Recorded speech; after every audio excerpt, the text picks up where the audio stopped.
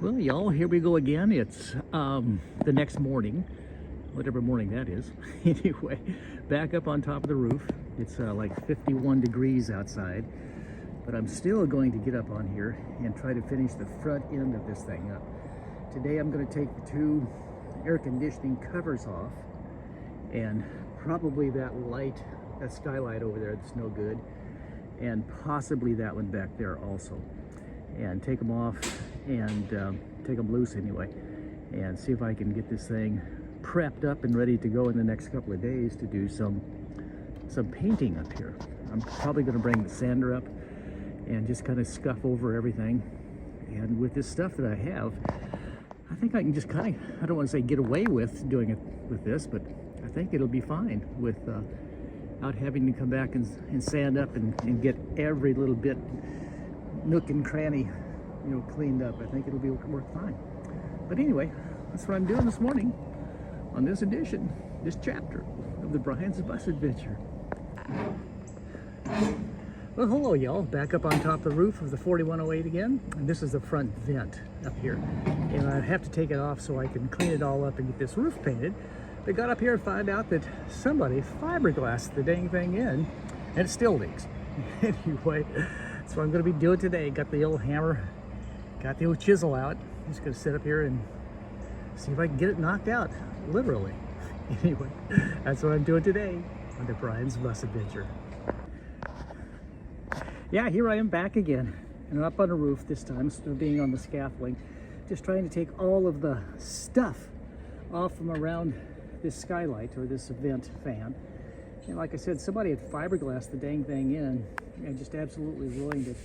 So there it is, laying down on the ground down there, just in 1,000 pieces, because I just threw it down there because it was not working. Checked the electricity to it, 12 volts, and it definitely had 12 volts to it. So that means it was just a bad motor and a bad fan. So probably just going to get a piece of sheet metal and cover that for right now until I get this roof painted, and then I'll come back and put a new vent fan in there. Also took the top off of the air conditioner up here so I can get around it a little better to paint back inside there. And also started cracking when I took it off. So I'm going to take that down off the roof, way down yonder, and put some more fiberglass on it just so it'll hold until I can take these completely off and put the new mini split system in.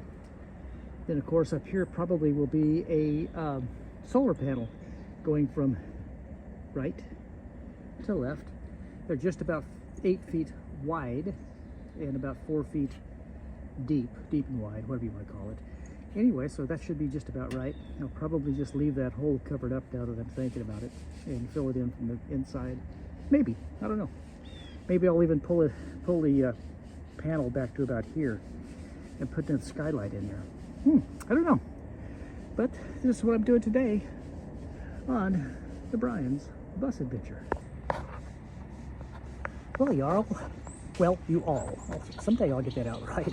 Anyway, we're back again here up on the roof, and as you can see, I do have the skylight or the vent fan completely out now, and I am going around with some 220 and some 110 sandpaper, and I'm going back over these panels because they have to be taken down before I can really get up here with that coating. And as you can see, up in that seal right there, what that seam is, it's all going to have to come out, of course, and be re-seam sealed with Sikaflex. But this is just like I said, a labor of love.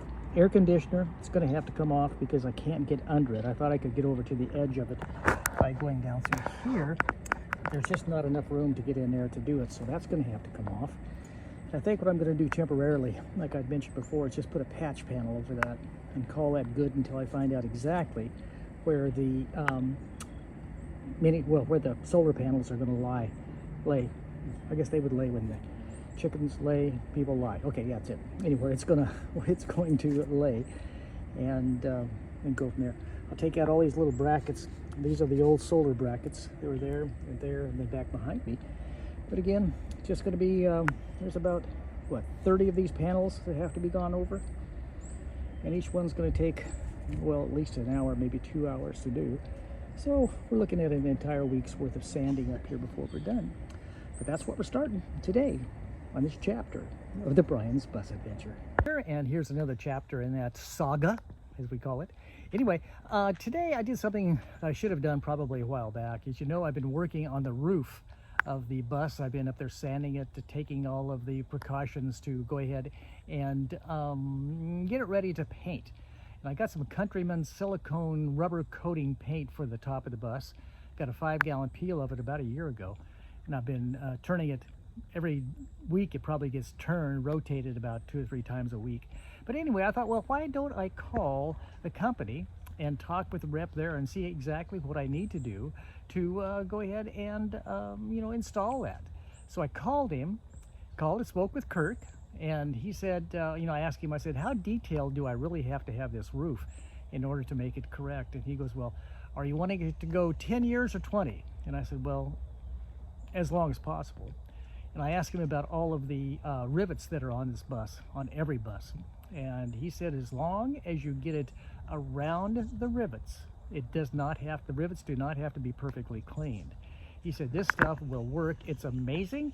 It will stick to it, it will seal it, and you don't have to be as fastidious as I was trying to be. He said, really, all you need to do is power wash it, get all of the dirt and all of the mildew and whatnot off of it, and then come back and take a 4-inch roller and roll down all of the rivet seams.